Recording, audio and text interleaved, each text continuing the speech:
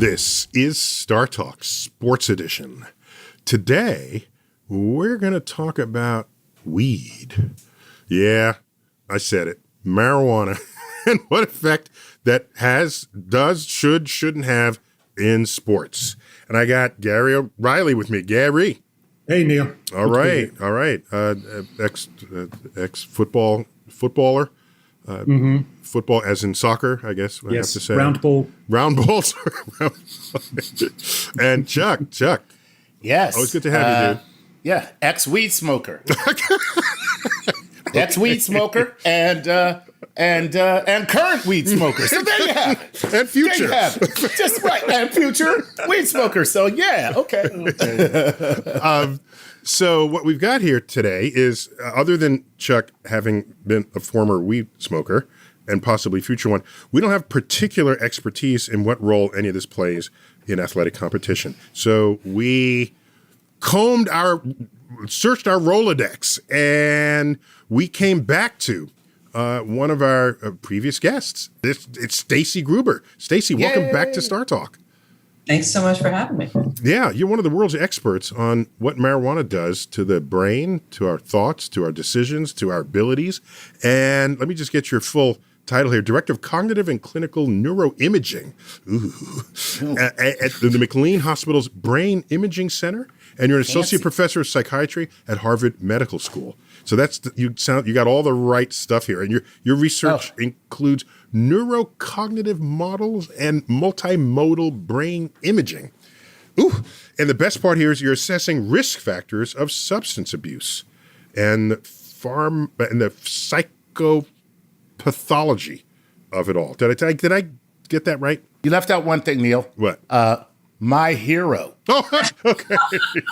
You left that part out. Okay, Chuck's. The only thing I would tell you is we started the MIND program, Marijuana Investigations for Neuroscientific Discovery, or MIND. Oh, I see what you did there. Very good. Yeah. Mm-hmm.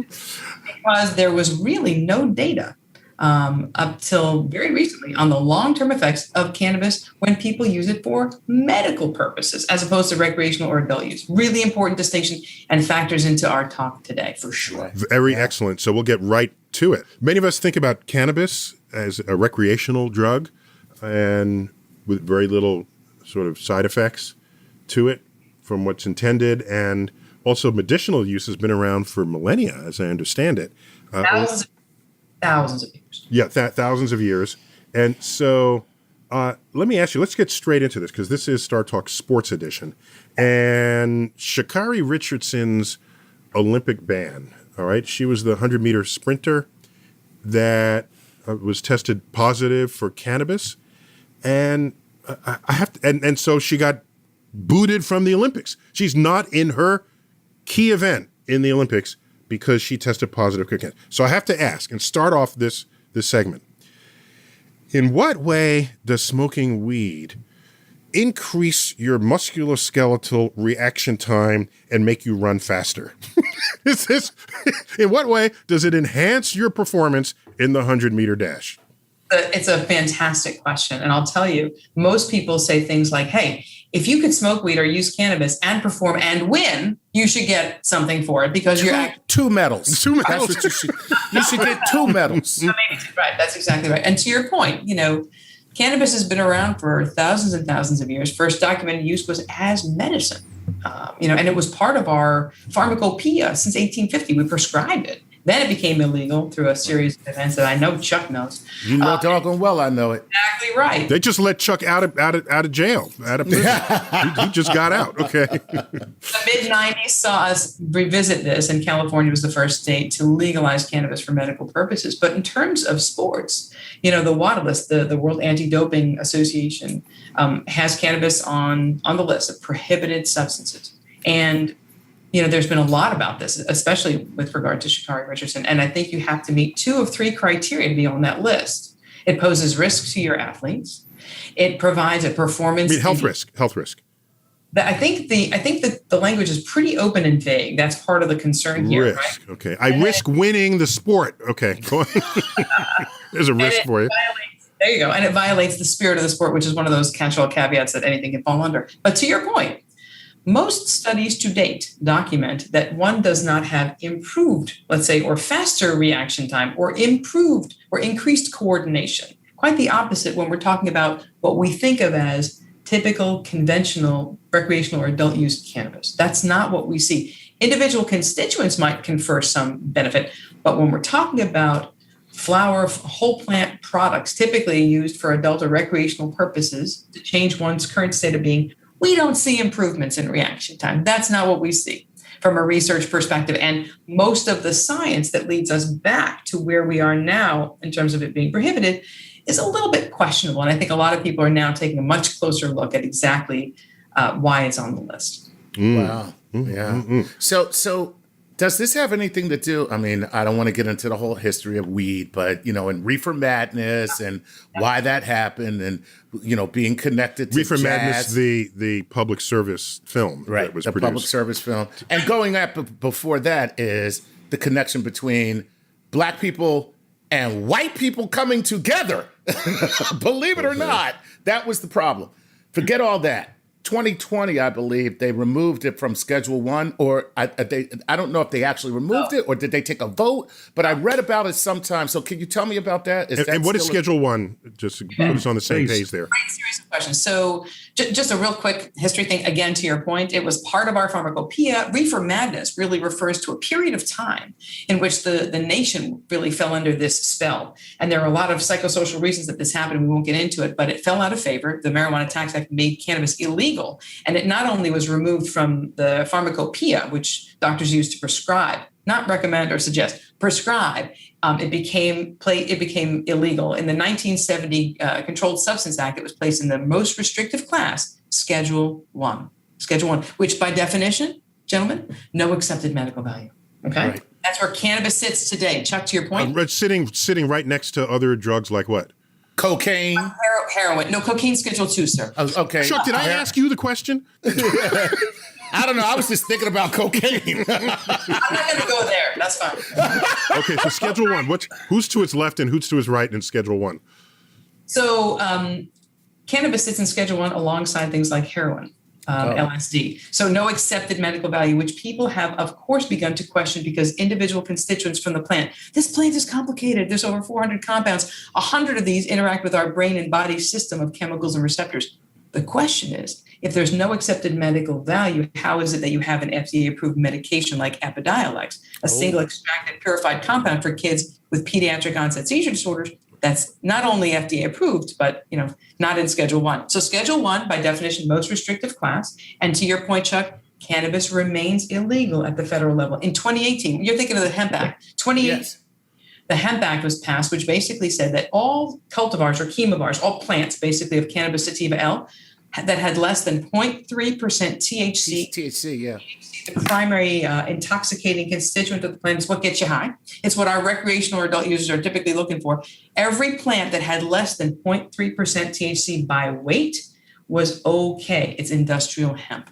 So it's a really interesting shift that we've had because this is the proliferation that we've seen of CBD high products, products high in CBD that may or may not have THC up to a certain point. The IOC, which banned Sha'Carri Richardson, where are they getting their information from? Are they getting it from, who's it, WADA? What is the acronym? I think it's the World Anti-Doping Association. Thank you. World Anti-Doping Agency. Are they getting their insights from the World Anti-Doping Association, and are they getting it from outdated federal legislation? I mean, who's minding the store here? Yeah, it's another really great question. So the question is, where does this science, where does the sort of evidence for this come from? And most people are turning back to some studies that happened in a review paper that was published in 2011, I think, and they lean into it pretty hard. And that was enough evidence to sort of maintain its current status. Whether or not it should remain there is something different. Again, I would say this. If we know that let's just think of people who smoke or vape cannabis for fun or recreational purposes. Is their reaction time faster? No. Is their coordination better? No. Okay, so take that for a second. Do they even want to run in the race? No.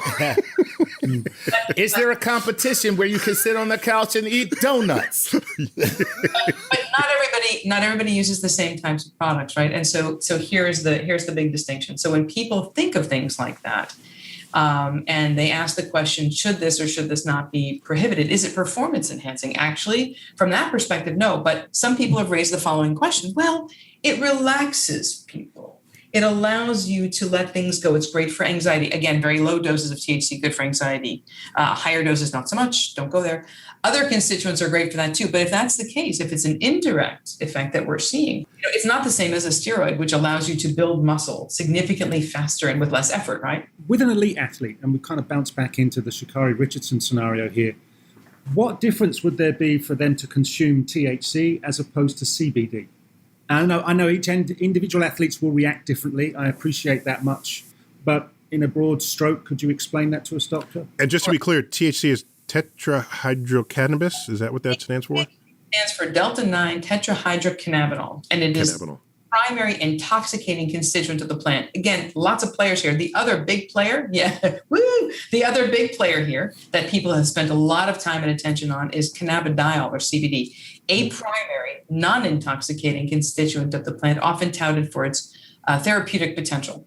So when we think about what could happen if you are exposed to large amounts of THC versus CBD, what you typically find is CBD, again, is not intoxicating. People use it for all sorts of reasons. There is very scant evidence here from a scientific perspective. As a neuroscientist, we like to have empirically sound data. Evidence matters. Evidence matters, man. Exactly. And here policy has outpaced science. So we want to be very clear about what these constituents do and don't do. And we don't know the whole thing yet. We really don't. It's a complex story, especially when we start thinking about multi-compound products, not just THC or just CBD, but the ways in which people typically use, right? Like Sha'Carri Richardson. So to your point, Gary, what do we expect?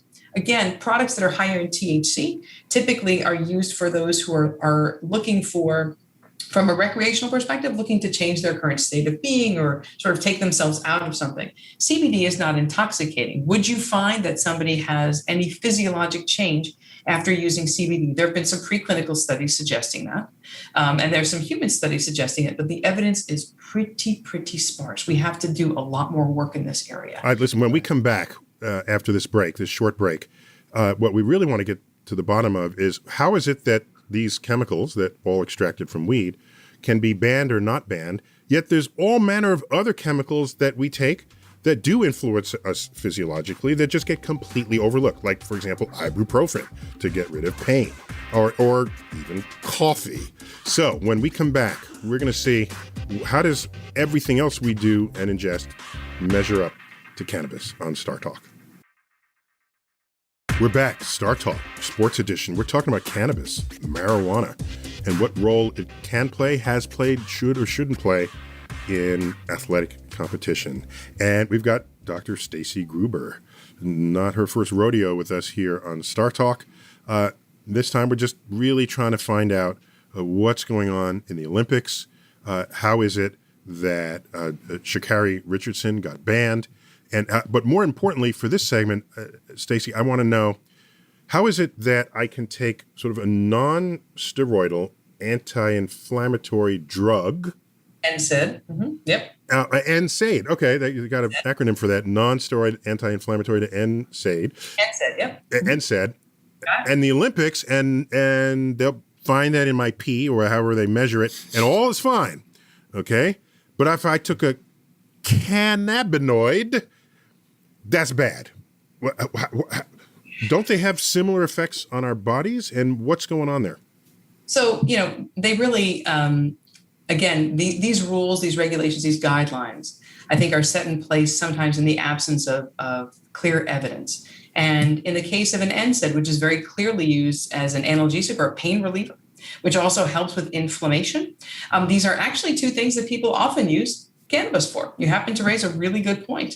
NSAIDs are legal, and they are not, again, sort of on the illicit substance. They're not in the controlled substance group, and they're not in the CSA at all. So could someone make an argument that NSAIDs could themselves be performance enhancing because they help reduce inflammation or help with pain? Sure.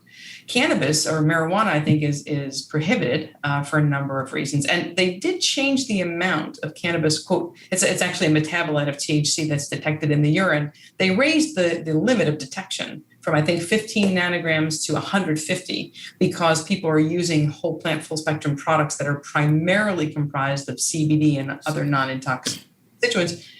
But you may still test positive for THC. So wait, nanogram? That's a billionth of a gram.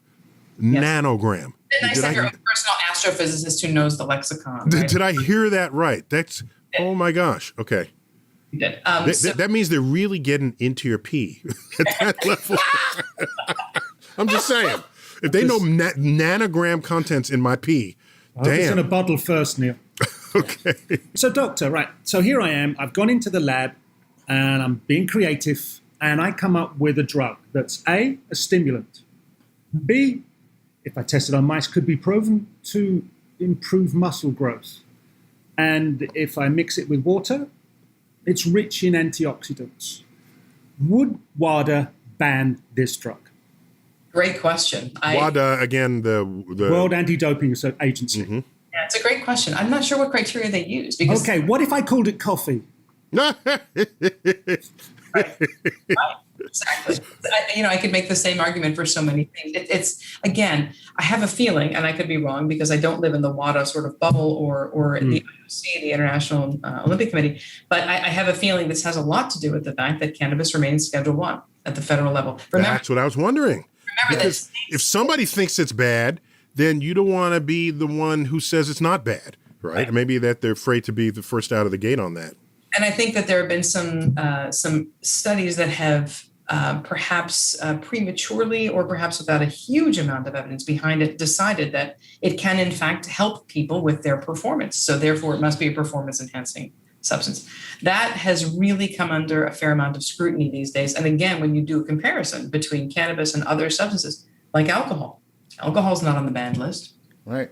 So it sounds to me like WADA really should be, what are you talking about? What are you talking about? Or what are you out of your mind? Like that kind of is what WADA is. That's not. What the are you saying? What?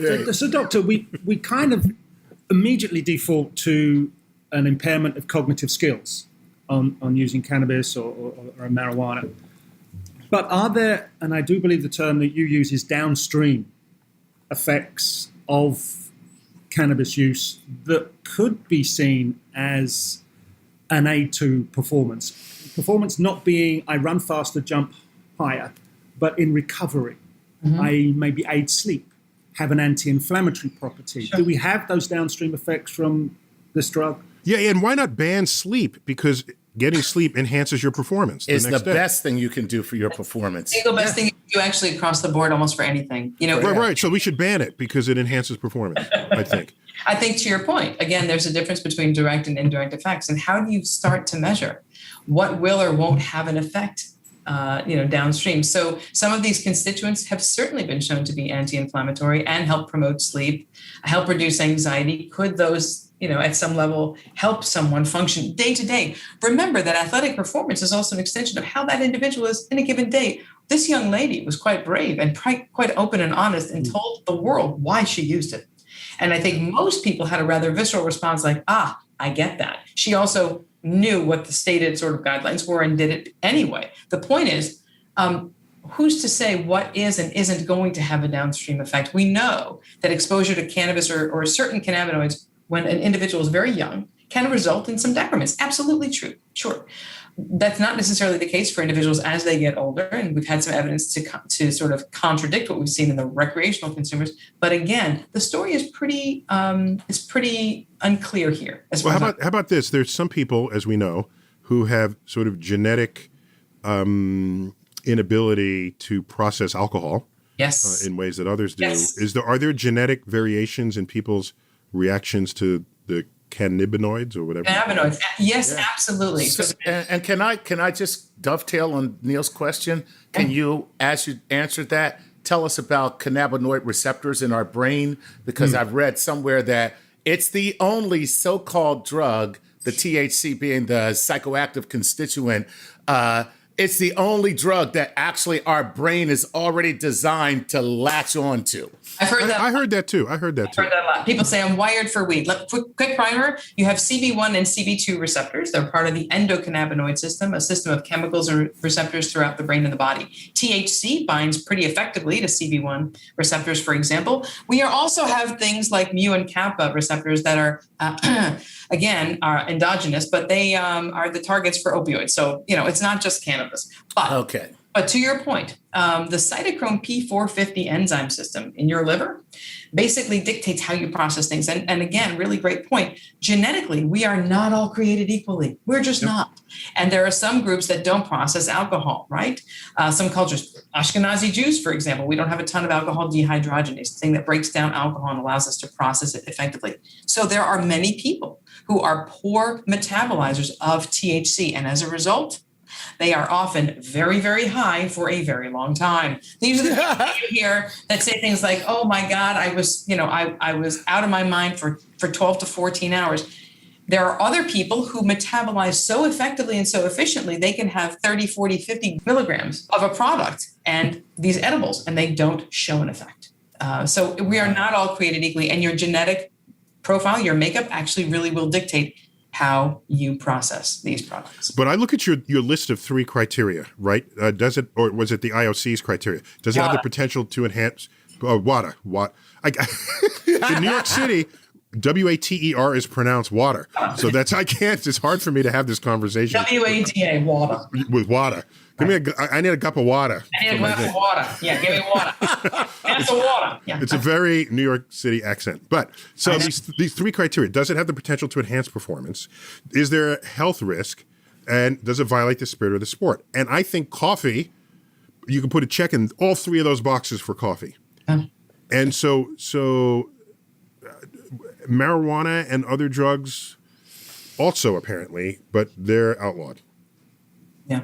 It's a huge disparity, I think, and one that people are really looking at much more closely now.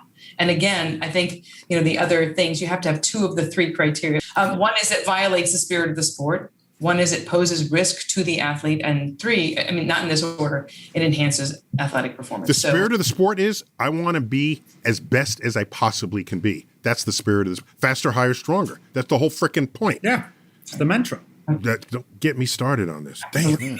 Absolutely right. I thought the spirit of the sport was, I don't care if I win or lose if I smoke this weed. It's a new thing. That's the new Olympic motto. I'm going to smoke this weed and not give a damn. No, here's what you do. No, you put a couch instead of that flying rolling camera along the 100 meters. And you sit on the couch and watch other people race while you smoke. There you go. Different kind of Olympics, for sure. Right. Staci, before we take a break, what about the sports where you can't be excited and pent up for it because you need the stability of precision, such as in the pistol shooting or in archery? Can we say that cannabis enhances your performance because it settles your physiology in a way that doesn't make you nervous and then miss your target? I would actually take the opposite perspective, which is that cannabis isn't one thing and it doesn't have one effect for all people, right? Some chemovars or cultivars or products are actually in some ways stimulating for people and they feel more energized. They feel the term is euphorogenic. I want to make, I want to do, I want to. I think we talked about this once before. So that wouldn't necessarily, sort of support the point of settling. It would actually sort of go against when people feel really blah or down. They often use a little cannabis that might be a product or a strain or chemovar that influences or increases their energy. So that would argue against that. Not all products are the same. Not all people are the same. And the ways that you use these products absolutely dictates the outcome. Okay, so the takeaway is weed is highly chemically complex and you can't generalize its effects as a product without thinking more precisely about the biochemistry of each of the molecules. That's exactly right. It's not one thing, and it shouldn't be. One size does not fit all here. Yeah, but to my point, if there's some sports where you need to be calm relative to other sports where you need to be up, the same drug could help you in one and harm you in another, your performance. I think that would be true across multiple classes. Yes. Okay. So enhanced performance doesn't always mean faster, higher, stronger. It can mean more laid back. That's all I'm trying to get. Right. And again, direct versus indirect effects, right? So yeah. Exactly. We got to take a quick break, but when we come back, more with Staci Gruber, our marijuana expert up at the Harvard Medical School. And we're going to see what the future of sports legislation looks like in the face of new science or not on StarTalk. We're back. Third and final segment for StarTalk Sports Edition, all about marijuana in sports. And of course, we can't do this without the singular expert out there who thinks about this, who measures people's brains, who has all the fluency necessary to settle these arguments. Dr. Staci Gruber. Again, welcome back, Staci. And continuing our deep dive into this, what is going to happen with the future of sports legislation in the face of your research, or more broadly, research into the chemistry that might help us perform, but if not, it might help us recover from injury for having attempted to perform? Great question. And I wish I knew more about how these agencies made their decisions. In terms of the scientific literature, it is constantly evolving. Every day we have new reports, right, on different constituents or different approaches to addressing different symptoms or conditions using cannabis for medical purposes. How does that dovetail with our elite athletes and what they may or may not be using it for? Should there be a distinction in terms of what they're using and how? I think a lot of people are very interested in this, and for good reason. It's important to be up to date and to let science guide the policies, and to allow people to live the way that they live and to understand if certain things are very comparable. It's really difficult for people to understand why one thing would be banned and another would not. Is there a comprehensive study that's done or being done that lets us know exactly how cannabis will affect us? I think there are lots of different studies that are currently underway that look at different aspects, but part of the problem is that cannabis remains illegal at the federal level. So doing research, depending on the type of research questions you want to ask, is not as easy as you think. And when we're talking about anything that is a cannabis, chemovar, or cultivar, and its effect on whether it's athletic performance or all sorts of things, there's stuff that we know, and there's an awful lot that we don't know. The question will be, where does the intersection of some kind of benefit versus some kind of performance enhancement get made? I think that's a bigger question. So in 2020, Neil, the NFL, the NBA, Major League Baseball, and hockey all said no suspension if you test positive for cannabis out of season. Now, in season, they said you get a fine. Now, they obviously have moved away from the WADA cannabinoids, bad, not happening, you're banned. So they must be using some kind of research, some kind of somebody's plugged data into them. Yes. So we are at an elite professional level saying, that's cool, but, if we're going to stick you on the naughty step with a big fine, but with WADA, it's an outright ban. So there seems to be a lag between what's happening here in the US and globally for WADA. And I think there might be a reason, but I'd like to hear what the doctor's thinking is. And if it's NFL, NBA, MLB, and NFL, that's the whole kit and the caboodle right there. Yeah. Especially the caboodle. It's all in there. Yeah. A highly technical term, the caboodle. That's right. Don't forget the caboodle. I think it's a great point. And I think that, again, there is a sort of a philosophy and an approach to this. Remember that cannabidiol, or CBD, is not prohibited, but they changed the lower limit of detection from, I think it was 15 nanograms per mil to 150 for exactly this reason, I believe, to make sure that they were only looking for what they considered current use, as in right before competition.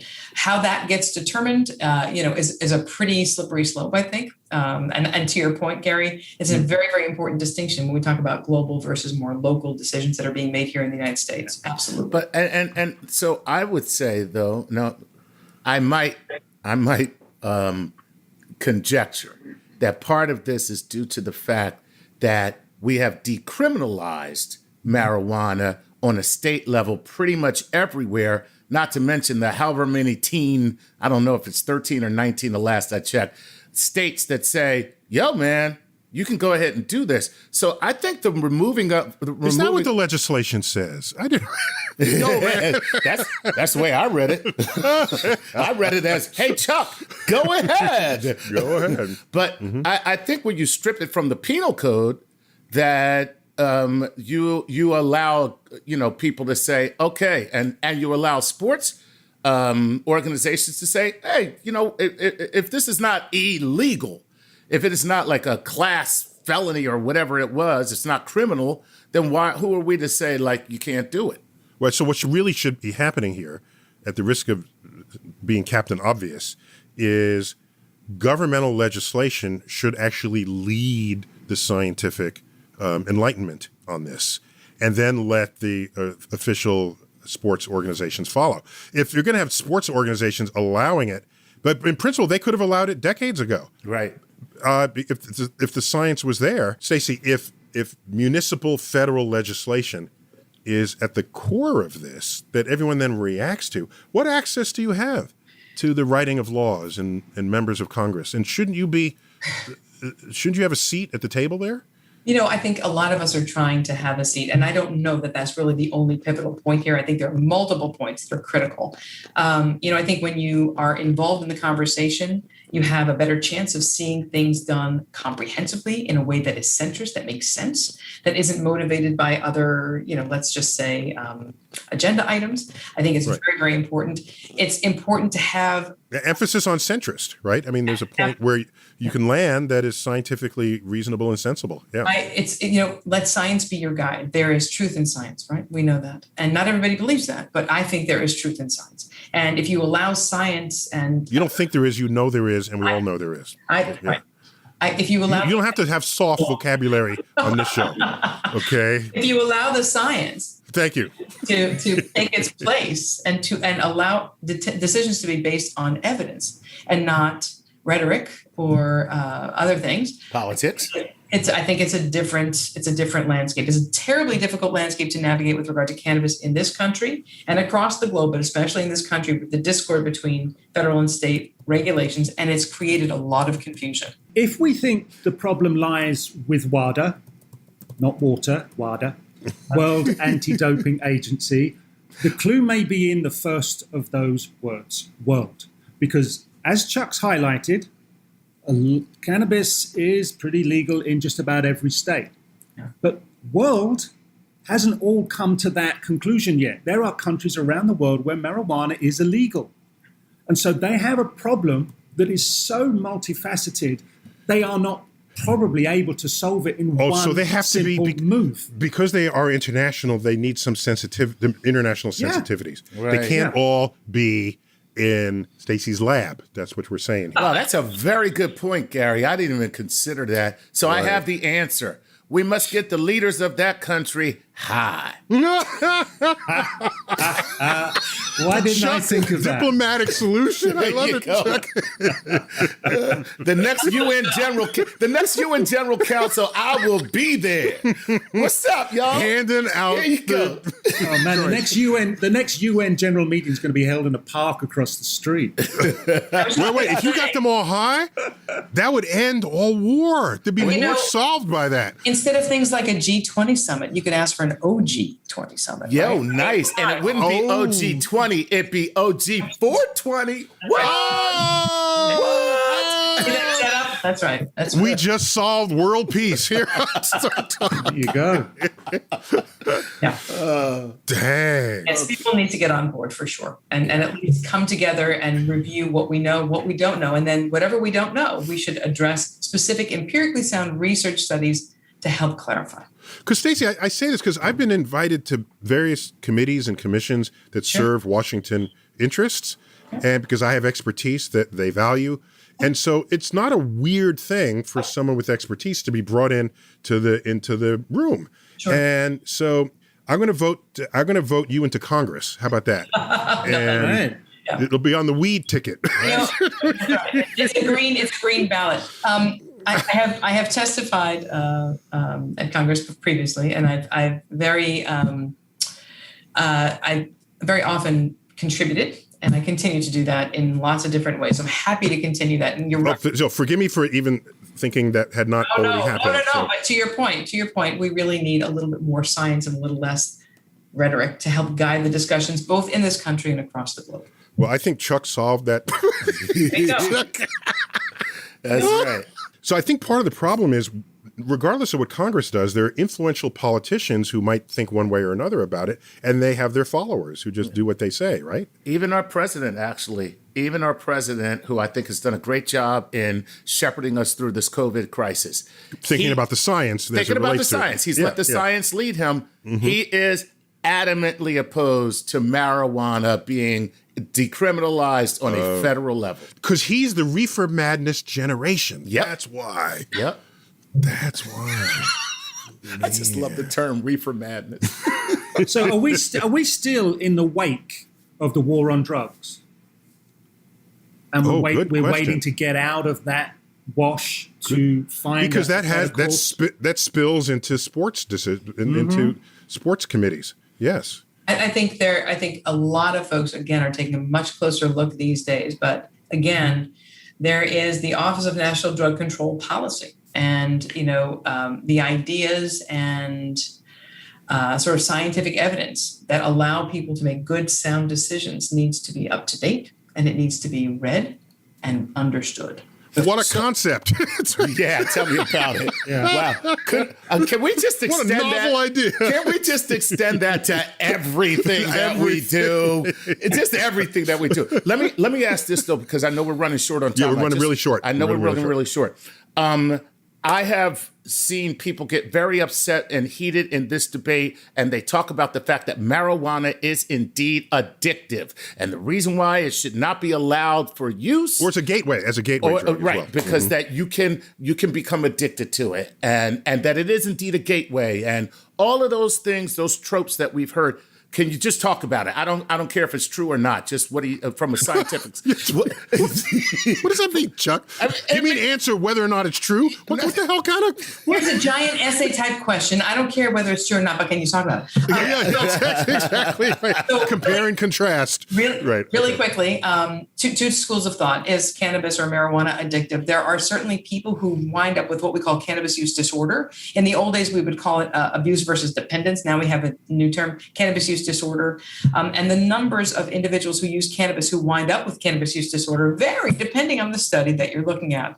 And it's really important to keep in mind that you have to actually meet the people who are using the cannabis and talk to them about their use, as opposed to just assuming that because they use daily, they must have a use disorder, first and foremost. Number two, gateway phenomenon, gateway hypothesis, gateway theory. The use of cannabis will obviously lead to the use of harder drugs because people who use cannabis or people who use heroin often used cannabis first. That doesn't mean that the use of cannabis led to heroin use. In terms of the receptors in your brain, again, these things get quote, turned on in terms of exposure to certain substances like drugs or sugar or sex or all sorts of things. So the gateway hypothesis is one that I think most people have sort of let go of at this point. There's not really great evidence suggesting that one leads to another. Is there an overlap in those who use let's say, quote, harder drugs who have used cannabis? Sure. And why is that? Usually that's more a factor of their sort of psychosocial experiences and people who are... Or just practicality. If my first drug is probably not going to be heroin, okay? It's going to be some other drug. So B implies A, but A does not give you B, right? In that case. Sort of the transitive property, A equals B, B equals C, so A equals C, but not in this case necessarily. Not in this case. I don't think that there's a huge amount of support for it. Absolutely clear cannabis leads to the use of harder drugs. I don't think that that's really been well proven. Mm-hmm. Okay. All right, guys, we got to end it there. This has been wonderful, Staci, to have you back on. My pleasure. And this conversation is not going to end here. You know it. Right. All right. The marijuana is with us to stay. And it's going to show up in all kinds of ways. And you don't just have insights on sports. You have insights into all facets of society where marijuana could manifest and all of its chemical derivatives. So anyhow, I just want to thank you for being on StarTalk again. Thanks for having me. And Gary, Chuck, always good to have you here as my co-host. co-host. Neil, thank you. Always a pleasure. All right, this has been StarTalk Sports Edition, all about cannabis in sports. I'm Neil deGrasse Tyson, as always, bidding you to keep looking up.